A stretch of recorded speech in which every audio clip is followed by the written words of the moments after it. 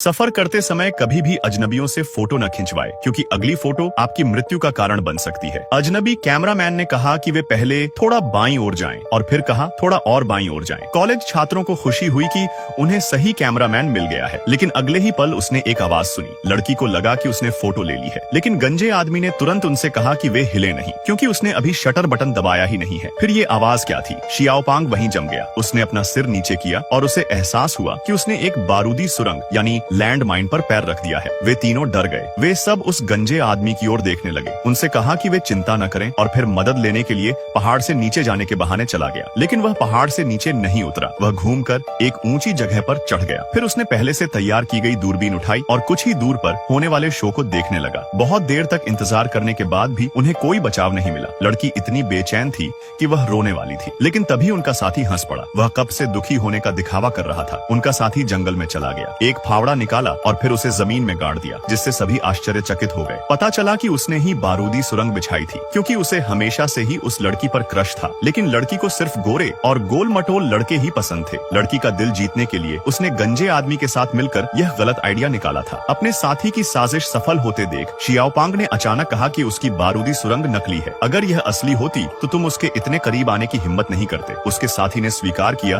कि खदान में विस्फोट नहीं होगा, लेकिन अगले ही क्षण यह सचमुच में विस्फोट नहीं हुआ। लेकिन अब मामला अलग है। एक बार सेफ्टी पिन निकल जाए तो खदान कभी भी फट सकती है। यह सुनकर शियाओपांग की हंसी रुक गई। लड़की अपने साथी से विनती करती रही कि उन्हें जाने दे, लेकिन यह देखकर कि लड़की अभी भी शियाओपांग के लिए विनती कर रही है, उसका साथी बहुत क्रोधित हो गया। उसने सेफ्टी पिन को सीधे पहाड़ के नीचे फेंक दिया, फिर अपना बैग पहना और बिना पीछे देखे चला गया। लेकिन वह ज्यादा दूर नहीं गया, बल्कि उस गंजे आदमी के पास आ गया। अब वे दोनों बहुत ही परेशान हो गए और उन्हें कुछ भी समझ नहीं आ रहा था कि क्या करे। शियाओपांग ने अपनी प्रेमिका से भी जाने को कहा। उसकी प्रेमिका ने किसी भी कीमत पर जाने से इनकार कर दिया। वह शियाओपांग को बचाना चाहती थी। जल्द ही उसे पहाड़ के नीचे से सेफ्टी पिन मिल गई, लेकिन लड़की काफी देर तक कोशिश करने के बाद भी उसे वापस नहीं लगा पाई। यह देखकर कि शियाओपांग गिरने वाला था, उसकी प्रेमिका ने उसके पीछे एक गड्ढा खोदने का फैसला किया। शायद विस्फोट से पहले अगर वह उसमें कूद जाए तो उम्मीद है कि बच जाए, लेकिन अंधेरा होने वाला था और गड्ढा अभी तक नहीं खोदा गया था। लेकिन तभी एक शिकारी कुत्ता अचानक उनकी ओर झपटा। लड़की ने जल्दी से उसे भगाने के लिए फावड़ा उठाया। जब शिकारी वहां पहुंचा तो उसने सोचा कि वे उसके कुत्ते को चोट पहुंचाएंगे, इसलिए उसने बिना कुछ कहे अपनी बंदूक उन पर तान दी। लड़की ने कुछ देर तक समझाया, तब उसे एहसास हुआ कि वह लड़का सच में बारूदी सुरंग यानी कि लैंड माइन पर पैर रख दिया था। लेकिन शिकारी को यह सुनकर हंसी आ गई। वह शिकार करते हुए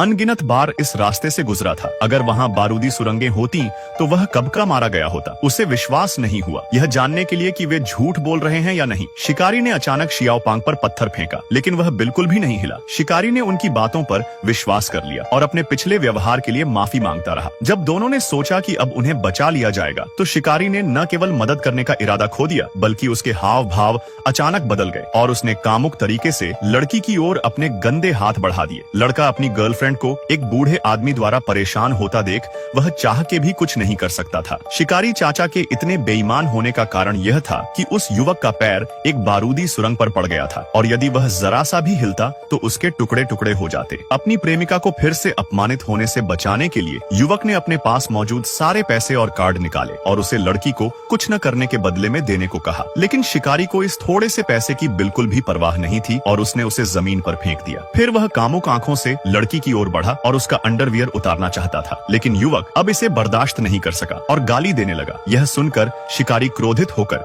युवक को धक्का दिया और उसे द्वंद्व युद्ध के लिए चुनौती दी। युवक दुखी दिख रहा था, लेकिन उसकी हिम्मत नहीं हो रही थी कि वह हिल सके। इस राक्षस से जल्द छुटकारा पाने के लिए प्रेमिका को आखिरकार समझौता करना पड़ा। उसने उसके सामने अपने कपड़े उतार दिए और फिर उसे शिकारी को दे दिया और उसे जल्दी से जाने के लिए कहा। लेकिन तभी शिकारी ने फावड़ा उठाया और युवक के पीछे आकर उसे खदान से बाहर कूदने के लिए एक गड्ढा खोदने में मदद करने का नाटक किया। तभी शिकारी के बैग में रखा रेडियो अचानक बज उठा। लड़की यह देखकर बहुत उत्साहित हुई और उसने शिकारी से रेडियो का उपयोग करके पुलिस को बुलाने में मदद करने के लिए कहा। लेकिन चाचा इस अच्छे अवसर को नहीं छोड़ने वाले थे और फिर उसने लड़की के कपड़े दूर फेंक दिया और उठाकर लाने को कहा। लड़की को इतनी घृणा महसूस हुई कि उसने उसके सामने झुकने की बजाय गड्ढा खोदना बेहतर समझा, लेकिन जल्द ही कठोर पत्थर और मिट्टी ने उसकी इच्छा शक्ति को तोड़ दिया। फिर लड़की सीधे उन छोटे कपड़ों के पास गई, उन्हें उठाया और शिकारी को सौंप दिया। लेकिन शिकारी अभी भी संतुष्ट नहीं था। लड़की असहाय थी, लेकिन वह अपमान सहन कर सकती थी। वह रेंग कर आगे बढ़ी और उसे दे दिया। कपड़े मिलने के बाद शिकारी ने अपना विचार बदल दिया और कहा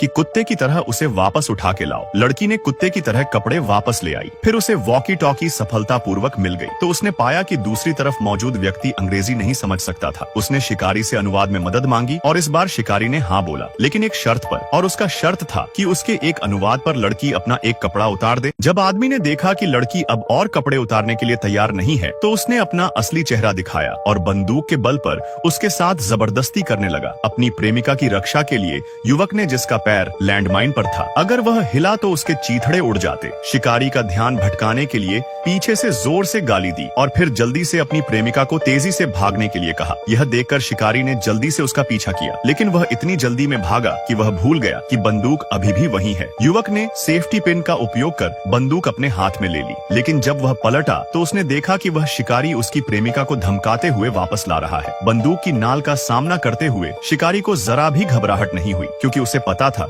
उसकी गोली लड़की को भी लग सकती थी और युवक अपनी प्रेमिका को गलती से भी चोट नहीं पहुंचाना चाहता था। अंत में शिकारी लड़की को एक चट्टान के पीछे घसीट कर ले गया। तभी घाटी में एक तीखी चीख सुनाई दी। कुछ समय के बाद उसने लड़की को छोड़ दिया और युवक को शिकारी पर निशाना साधने का मौका मिल गया। वह गोली चलाने ही वाला था, लेकिन उसके बगल में खड़े शिकारी कुत्ते को कुछ समझ आ गया और वह उसके ऊपर दौड़ पड़ा। जब वह फिर से उठा तो उसने देखा कि शिकारी उस पर हंस रहा था कि वह इतने लंबे समय तक नकली बारूदी सुरंग पर खड़ा था। सबसे दर्दनाक बात यह थी कि गलती से उसने अपनी प्रेमिका को गोली मार दी थी। तभी उसकी प्रेमिका उसकी बाहों में लेटी हुई थी, लेकिन उसकी सांसें अब नहीं चल रही थी। आधे साल बाद युवक फिर से वहां घूमने गया। इधर उधर पूछने के बाद उसे आखिरकार शिकारी का घर मिल गया। फिर उसने भटके हुए पर्यटक होने का नाटक किया और माँ बेटी ने उसे घर के अंदर ले गई। कुछ ही देर बाद घर लौटे। शिकारी ने उसे देखा। बिना कुछ सोचे समझे शिकारी अपनी बंदूक लेने गोदाम की ओर भागा। बंदूक अभी भी वहीं थी, लेकिन गोलियां युवक ने बहुत पहले ही निकाल दी थी। फिर उसने अपनी पिस्तौल उठाई और